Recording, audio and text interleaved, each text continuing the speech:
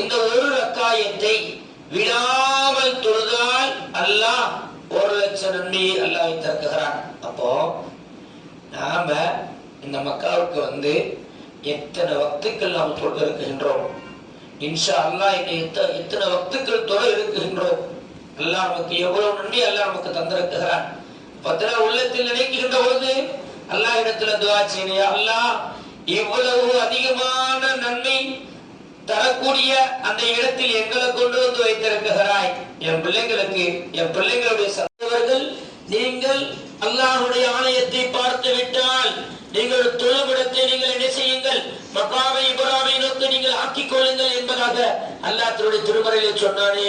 அதனுடைய விஷயத்தில் அவர்கள், நீங்கள் அல்லாஹ்வுடைய ஆலயத்தை பார்த்து விட்டால் நீங்கள் தொழுமிடத்தை நீங்கள் என்ன செய்யுங்கள்? மக்காமை இப்ராஹிமை நோக்கி நீங்கள் ஆக்கிக் கொள்ளுங்கள் என்பதாக அல்லாஹ் தன்னுடைய திருமறையில் சொன்னானே.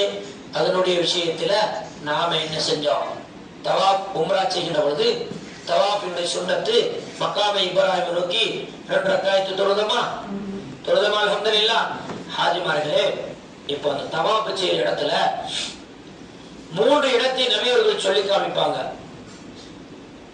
நீங்கள் காபாவை அடைந்து விட்டால் 3 இடத்தை நீங்கள் அடைந்து விட்டால், காபாவில் ஒரு 3 இடத்தை நீங்கள் அடைந்து விட்டால் ஒரு நொடியை கூட நீங்க வீணடிக்காதீங்க. உடனே நீங்கள் அல்லாஹ் இடத்துல உங்களுடைய தேவைகளை கேளுங்க. உங்களுடைய தேவைகளை அல்லாஹ் கண்டிப்பாக பூர்த்தியாக்கி தருவான். உங்களுடைய துஆ உடனே அங்கீகரிக்கப்படும் என்று நபி அவர்கள் சொல்லி கொடுத்தாங்க. ஒன்று, ஹஜ்ருல் அஸ்வத் கல்லுக்கு நேராக கேட்பான். உங்களுடைய துஆ உடனே அங்கீகரிக்கப்படும் என்று நபி அவர்கள் சொல்லி கொடுத்தாங்க. ஒன்று, ஹஜ்ருல் அஸ்வத் கல்லுக்கு நேராக கேட்கக்கூடிய துஆ, அது பக்கத்திலேயோ அல்லது தூரத்திலேயோ அல்லது மேலேயோ ஹஜ்ருல் அஸ்வத் கல்லுக்கு நேராக கேட்கக்கூடிய துஆ ஒன்று.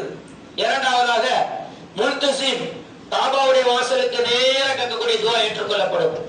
மூன்றாவதாக, மீசாப் ரஹ்மத், மழை பெய்ஞ்சால் அந்த தண்ணி வெளியே வருவதற்காக ஒரு பைப் ஒன்று வச்சுக்காம பார்த்தீங்களா? அது தங்கத்தினால் உள்ள பைப். அந்த பைப் இருக்கு பார்த்தீங்களா? அதுக்கு பேரு அரபில மீசாப் ரஹ்மத் என்று சொல்லப்படும். அது எங்கே வந்து அந்த தண்ணி அரை வட்டத்தில் ஹத்தீம் என்று சொல்லக்கூடிய காபா பக்கத்தில் அரை வட்டத்தில் இருக்கு பார்த்தீங்களா? ஒரு செவர் இருக்கு பார்த்தீங்களா? அப்ப அங்க கொண்டு தண்ணி ஊத்தும். அதுக்கு நேர கேட்கக்கூடிய துஆவையும் என்ன செய்யப்படும்? ஏற்றுக்கொள்ளப்படும் என்று நபி அவர்கள் சொல்லிக் கொடுத்தார்கள். அல்லாஹ்வுடைய கிருபையில